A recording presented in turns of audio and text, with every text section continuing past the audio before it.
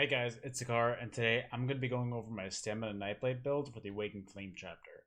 Before we get started, you guys know the drill. If you guys could subscribe to the channel, like the video, all that stuff, it really helps me, helps the algorithm with my videos, so I'd really appreciate it. And if you want to see any of these builds live in action, you can catch me live at twitch.tv/Sekaar. Um, I chose Stamina Nightblade as in my next build video because in my Discord we voted on it, and this was the consensus as the highest voted. So this is what everybody wanted to see, and this is what we're going to be looking at today. So I think it's a very good build that I put together, and I'm really excited to test it out a lot more over the next few days. But so far, from what I've seen, I really like what it's doing so far, and I really thought that it was ready to show you guys. So guys, without further ado, here's the video. All right, let's get started. Before we get started, though, I want to say I think my mic's pretty bad for this one, from what I hear. So I apologize. I have been changing around a lot of settings. I got a new pair of headphones and stuff, and it's been really weird with just getting it all situated. But I really wanted to get this video out to you guys, and I haven't been able to fix that properly. But I don't think it's bad enough to not record. So, but I just wanted to address it. So let's get started. First things first is the gear that we're going to be running. I'm going to be doing a Heartland Conqueror Maul sharpened with the weapon and spell damage enchant on it. What Heartlands does is the 2, 3, and 4 piece is going to give you weapon and spell damage, max magic, and then max stamina. And then the 5 piece increases the effectiveness of your weapon trait by 100%. So what that does is, since I'm using a sharpened one, it's going to double my sharpened effectiveness, and I'm going to have 6,500 physical and spell pen. So that's going to make you hit a lot harder. And then we're going to do Heartlands on the back bar as well, and it's going to be the same 5 piece to increase that. And we're going to be doing powered, so it's going to increase our healing by 18%, which is going to be pretty huge. Our back bar poison is also going to be double dot and double health drain, so this is going to help your heals a lot when you have these on your targets. And my helmet is going to be a Magma Incarnate mask with the Impenetrable trait in a prismatic enchant. Chest piece is going to be Hrothgar Ecurus and the Reinforced trait, and with a prismatic glyph, sorry. And then what Hrothgar does is stunning or immobilizing your enemy causes them to burst with frost magic, applying the chilled status effect and dealing 26% of their total physical and spell resistance as frost damage to themselves and enemies within 8 meters of them. So what this is going to do is when you're hitting somebody with a surprise attack and you knock them and you stun them, this is going to actually increase your damage so much on that. So your burst potential in this build is going to be pretty high. And then the medium Magma Incarnate shoulder impen with prismatic. What Magma Incarnate does is the 1 piece gives you magic and stamina recovery, which I think is amazing between just a 1 piece. And the 2 piece is going to, in a nutshell, it's going to give you 215 weapon and spell damage, and then 3k armor. So it's a really, really good monster set. It's my favorite one in the game right now, so definitely use this. We're going to be using a Heartland's Conqueror belt in Well Fitted with a max stam enchant. We're going to be using a medium Heartland Conqueror's hands in Well Fitted as well with a max stam enchant. Hrothgar legs in the Reinforced with a prismatic enchant. And Heartland's boots with the Well Fitted trait in the max stam enchant. And then our jewelry is all going to be triple swift, so we're fast as, always. And then our glyphs are going to be weapon damage, stam recovery, and weapon damage. All 3 are going to be Hrothgar pieces. And then our stat sheet is going to look like this. Sorry.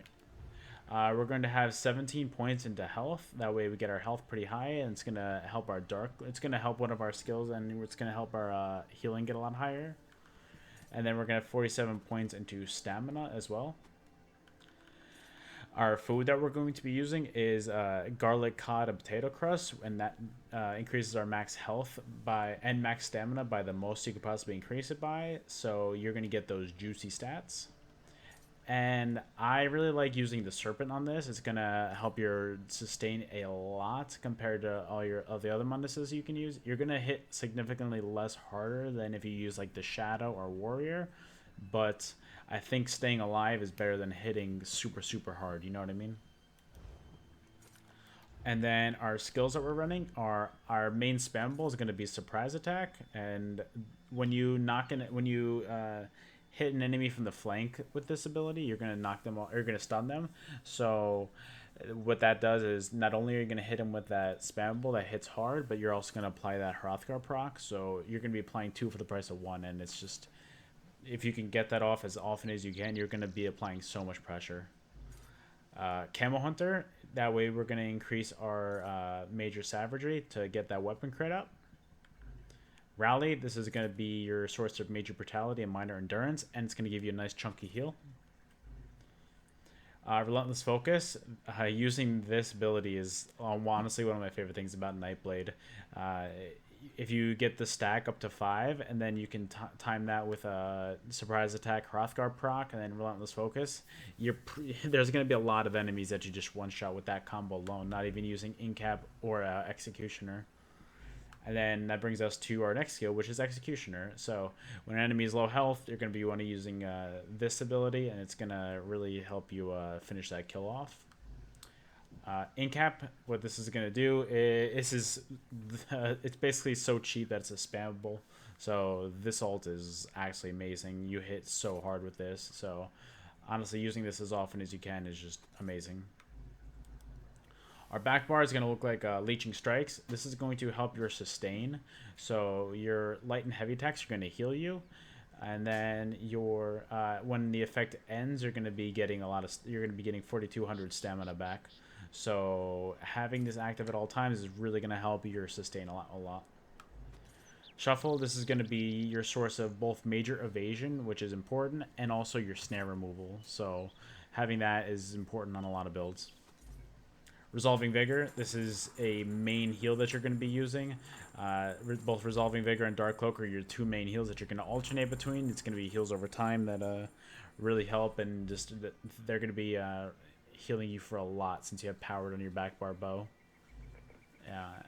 And then Dark Cloak was the skill that I mentioned earlier that's going to be based off your max health. So 24/17 every 1 second over 8 seconds. That's a lot of healing, guys.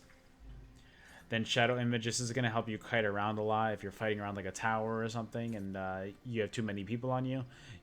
Setting this down, then running away, and then going back to your shade is going to really help you spread your enemies thin, and it's really going to help you divide and conquer. And as well as that, it also gives you, where is it? It doesn't say it. Oh yeah, where is it? Right here.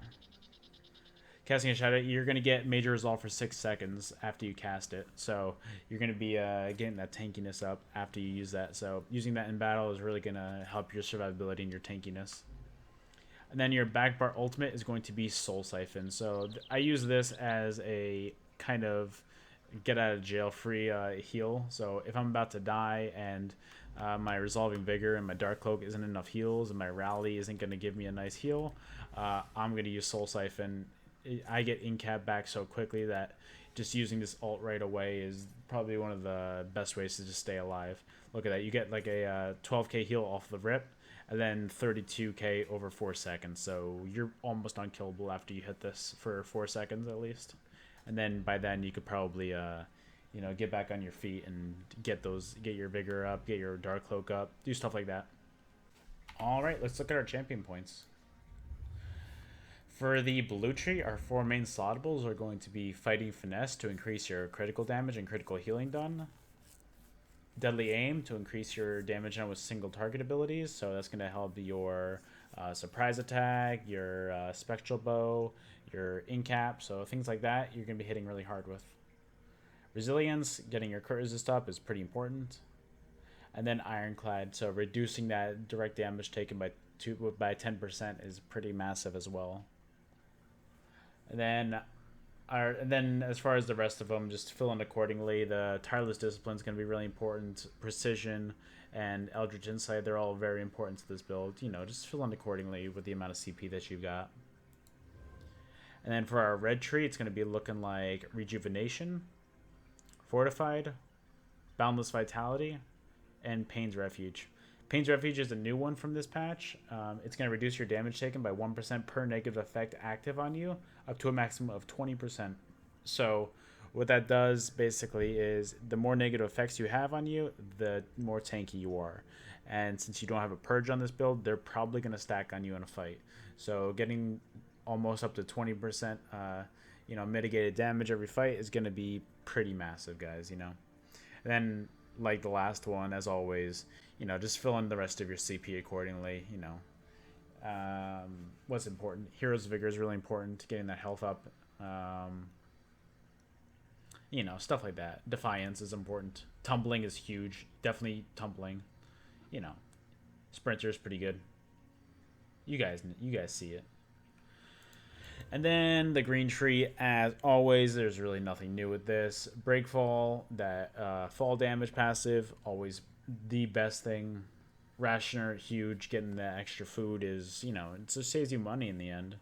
And then liquid efficiency, saving money on those potions is going to be really helpful too. So those three, as always. So, yeah.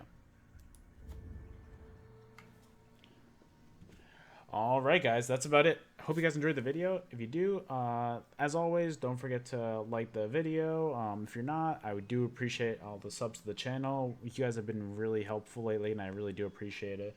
So having you guys just, be so supportive of the channel has been massive.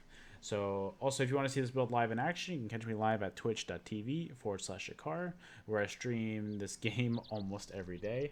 So come stop by, hang out, and yeah. But that's about it. Also, like I said earlier, I'm going to have a link in the description for the Discord.